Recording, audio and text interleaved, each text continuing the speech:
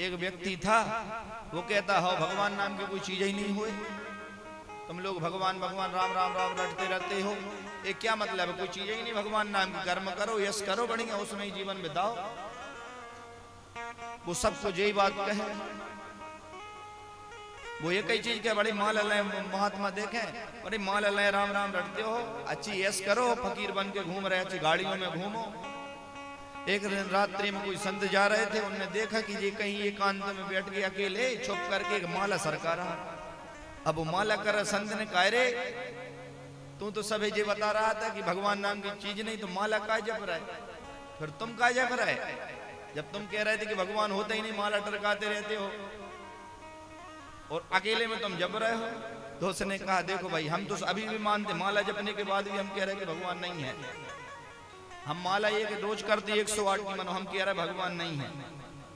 मनो मर गए और भगवान रहे, फिर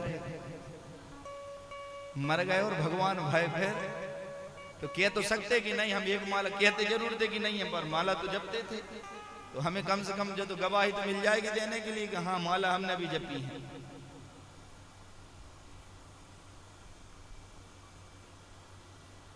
तो इसलिए अपन ये सोचें कि अपन केवल कथाओं में सुनते हैं नरक हैं, मानते कोई नहीं है। यदि मानते होते तो मांस मदिरा कोई पीत खाता ही पीता नहीं।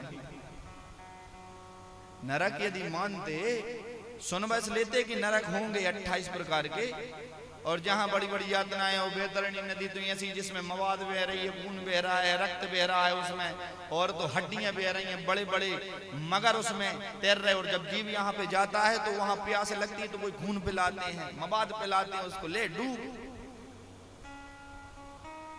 उसका वर्णन इतना भयंकर है कि जीव सबसे ज्यादा कांपे मरने के बाद, तो वही नदी देख के कांपे वो, और सबसे लंबी वही नदी है। और वो जो सोचे कि हम पार कैसे करें जो नदी है, चलो पानी की होती तो पार कर ही लेते डूबा साधक, और उसमें भी ऐसी कि जिसमें इल्ला पड़े हैं, उसमें डुबा करके वो प्यास लगे तो पी अब तू जाए, थोड़ा पड़ जाए और पक जाए नहीं, ऐसा ही ये है उस नदी की व्याख्या। और सबसे ज्यादा बड़ी वही नदी है। अच्छा उसमें डूबे और फिर उकाड़े, और वो जिनको अपन ने मार के खाया वे ऐसे देखें चील कौगे बने, तू बाहर निकल तो हम नोचेंगे, और अंदर जाएगा तो तू पानी वही मवाद पी और वही कीटाणु खा,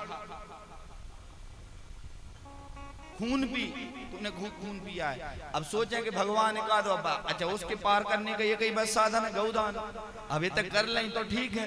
सो गौदान जिनने करी वो तो पूंछ पकड़ लें, चलो गौ तो हमने दान करी है भाई। केवल बेतरणी नदी को पार करने का एक ही साधन है गौदान, और तुम कितने रुपये कर लो, तुम कितना धन वैभव भंडार करवा दो भाई, जिस चीज का जहां प्रधान है वो वहीं पर। भाई उदाहरण के लाने लाइट तो जल रहा है, ये तो लाइट सफेद कलर दे रहा है, वो तो लाइट जल रहा है, पर करंट तो वो आ रहा है। तो भाई वो नरक का ऐसा विधान है कि जिस वस्तु का आप दान करते हो उसका प्रभाव उससे ज्यादा प्राप्त होता है। भाई भूख लगेगी तो भोजन ही करोगे, प्यास लगेगी तो पानी पियोगे, अब प्यास लगी मट्टी में तेल तो कोई पी है नहीं।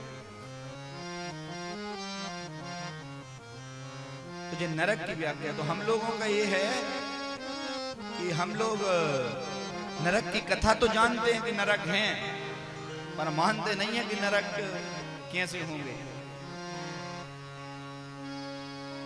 पर अपने और मानने और न मानने से कच्चू नहीं होता, भगवान का संविधान है। यहाँ पे